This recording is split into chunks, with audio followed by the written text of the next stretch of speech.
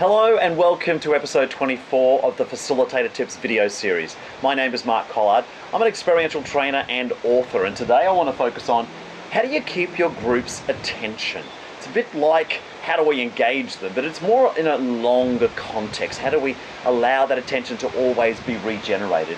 Here's a few things that I've learned. The first part, and you probably hear this frequently if you're familiar with our series, you've got to keep it fun. That doesn't mean they have to always be laughing, but there's a sense of willingness to be able to participate because they feel that this is a safe, positive place to be. So the more you do that, the more likely people are going to continue to want to engage. Also connect the dots. It's a bit like that old saying of public speaking. Tell them what you're going to tell them, and then tell them what you told them. If you can help them understand why and what they're doing, on occasions, it can help them answer the question in their mind about how they can add meaning to what they're doing to the overall context of your program.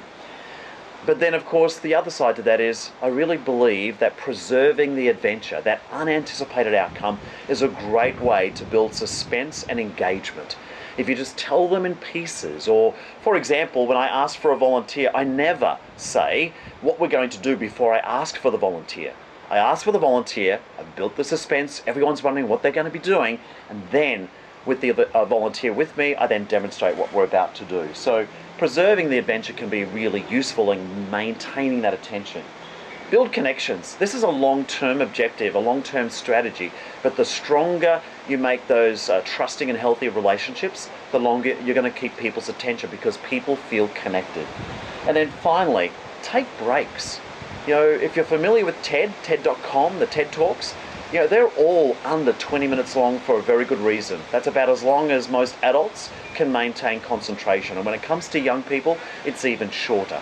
So keep that in mind when you're expecting a long-term focus. You may need to break it up in pieces. And here's my last-minute tip. Be gentle. Sometimes we ask too much or expect too much of our groups, especially young people, but adults as well sometimes, that maybe we just need to be a little bit more gentle about what we can expect from them. And it's more likely they're going to be successful. And that's it for this episode.